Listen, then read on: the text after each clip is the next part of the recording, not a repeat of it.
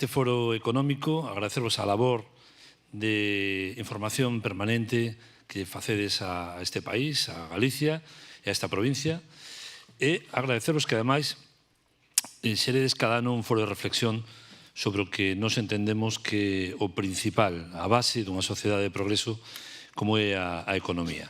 Creo que o título, además, está moi ben acaído, non? A Galicia que ven ou que xa está aquí e que estamos a construir entre todos e todas.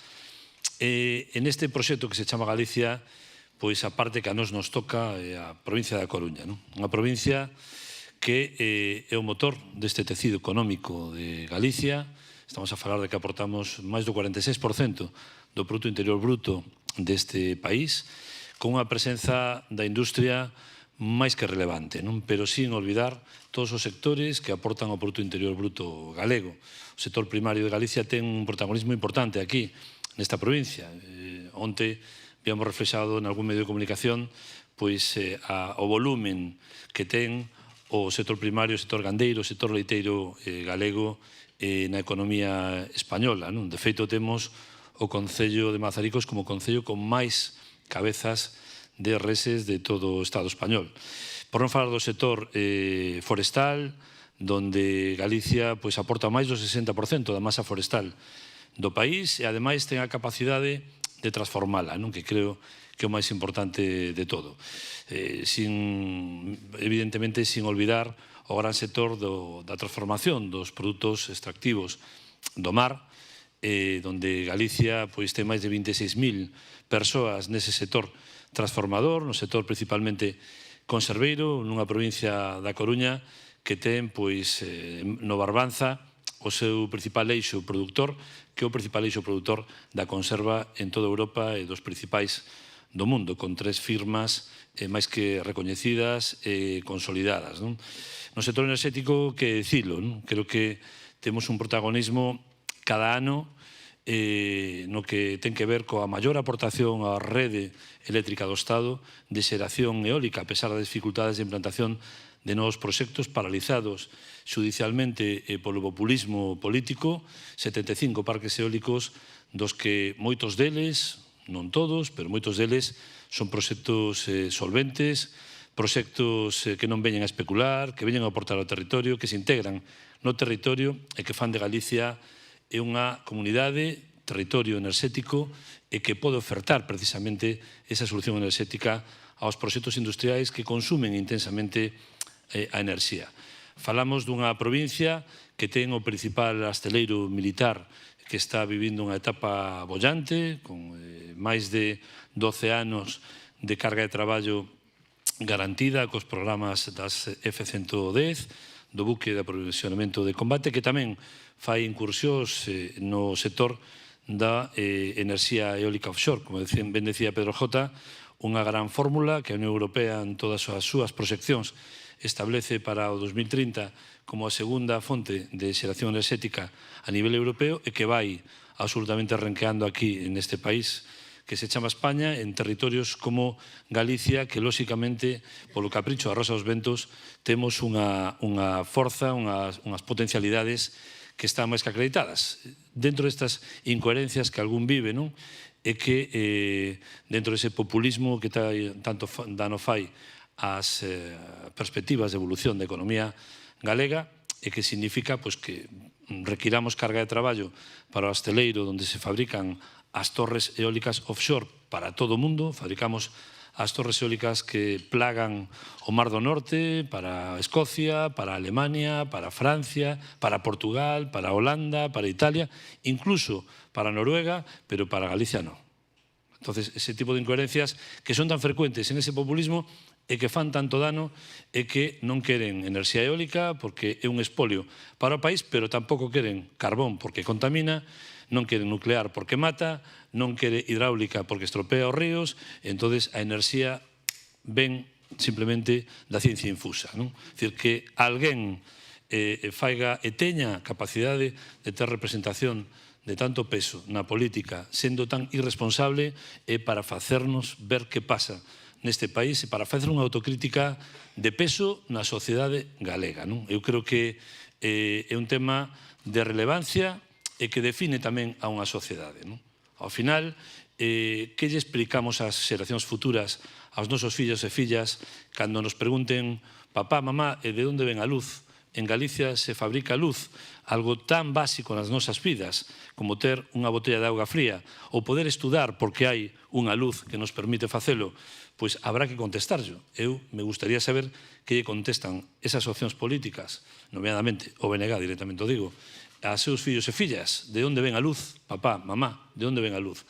Pois ven dun territorio como Galicia que non é que este en contra dos parques eólicos, porque leva implantado casi máis que naide, nunha etapa determinada, e máis parques eólicos que en ningún outro territorio no Estado, sino que ven precisamente da irresponsabilidade do manexo de temas que son de país, que non son nin do PP, nin son do Partido Comunista, nin son de Vox, nin do Partido Socialista, son de país. E iso require reflexións conxuntas, como estamos a facer en moitos outros temas de relevancia que dan resultado no país como vemos nestas últimas semanas. Gobernos de distintas cores que están enfrentados nese Madrid tan dañino agora mesmo para o resto de España. Estou vendo aquí un montón de firmas. Repsol está ben, a sede social, o domicilio social está en Madrid, pero Pedro J, a refinería está aquí, a 1 kilómetro. O impacto visual, ambiental, paisaxístico está aquí, nesta cidade. As minas, veía por aquí tamén a Pimar. Pimar depende dos astaleiros. Onde están os astaleiros? No Manzanares? No, están aquí. Aquí a 3 kilómetros temos un, e a 20 temos outro. Falamos de Veolia. Veolia, fai 20 días, estaba en Vila Santareu vendo unha planta de Veolia. Non está en Madrid, non está na Castellana, está aquí. Nos sufrimos o impacto ambiental e temos, lóxicamente, beneficio. Porque o entendemos así. Non vemos como un perjuicio para Galicia, sino que o consideramos como un auténtico beneficio que un inversor madrileño, alemán, suizo ou chino, se ven aquí a cumprir cos reglamentos ambientais, sociais e laborais necesarios, son sempre benvidos e benvidas. Dito isto, aproveito para facer unha reflexión que creo que é máis que necesaria. Vindo, ademais, dun socialdemócrata hiperconvencido que morrerá socialdemócrata. Vir a falar un foro económico, pois en certos partidos, pois incluso no meu ás veces, se ve como unha certa cesión ao liberalismo ou incluso á dereita. Vir a apoiar a empresa mediana, grande, moi grande, enorme, parece que é unha cesión ao liberalismo. Eu volvo outra vez a esa fórmula de facer política de calidade que é pensar que tes un fillo ou unha filla a que respostarlle as grandes preguntas que che vai a facer. Quen paga un hospital público, papá? Quen lo paga? Pois o pagan o esforzo de todo o mundo, pero sin tecido económico é imposible ter aberto o Hospital da Coruña. É imposible. Dos 350.000 millóns de euros que ingresou no 2025, 325.000, perdón, que ingresou a Facenda Pública Española, un 10% máis que en 2024 de recadación, o 70% desa recadación provén do tecido económico das empresas pequenas, medianas, grandes e moi grandes deste país. Quen pode pensar que os centos de millóns de euros que costa ter aberto o Hospital Público da Coruña veñen da ciencia infusa, ou non veñen do imposto de sociedades, ou non ven do IRPF que aportan os traballadores traballando en empresas privadas ao 90%?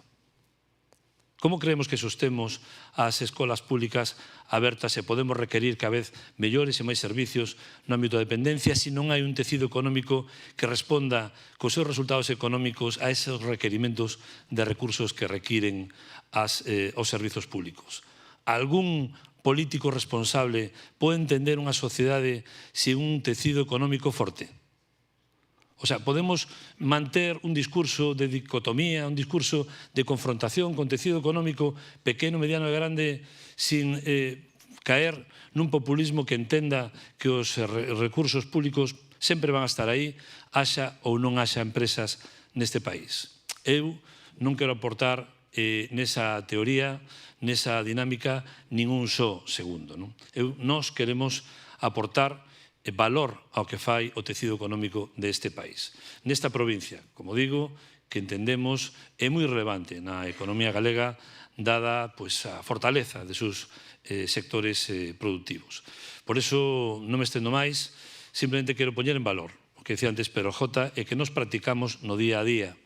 Nos entendemos que hai miles de campos nos que debatir, nos que discernir quen é de esquerdas e dereitas, nos que marcar diferenzas ideolóxicas entre o Partido Popular e o Partido Socialista, pero hai cuestións que son as de comer, que son as de protexer un país que necesita un tecido productivo forte, recoñecible, que este aí ao servicio da sociedade e que seña ademais un sistema intelixente, unha asociación intelixente entre traballadores e traballadoras e empresarios e empresarias. Creo que esa fórmula intelixente require que mimemos ao tecido empresarial, que o recoñezamos, que é unha flor que temos que regar para que non se marchite e que os resultados desa plantación señan distribuídos intelixentemente entre quen arrisca e quen soporta o risco, que son os empresarios e son os traballadores. Por tanto, Pedro J, podes ir para Madrid tranquilo. Estás nun país como Galicia, onde a inmensa maioría é moi sensata, onde traballamos no día a día da man co presidente Rueda e con resultados que están aí e algúns que se van a coñecer. Facémolo moi discretamente, facémolo moi responsablemente e con moito cariño e apego a Galicia. E iso é unha fórmula imbatible. Creo que hai que desmadrileñizar moito a vida política española, que a todos nos iría moitísimo mellor. Moitas gracias.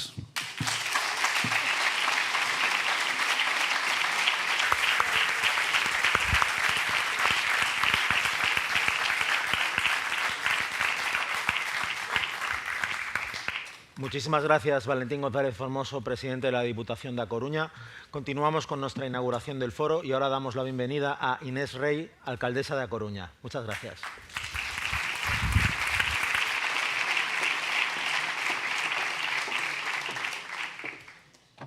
¿Qué tal? Buenos días. Insuperable.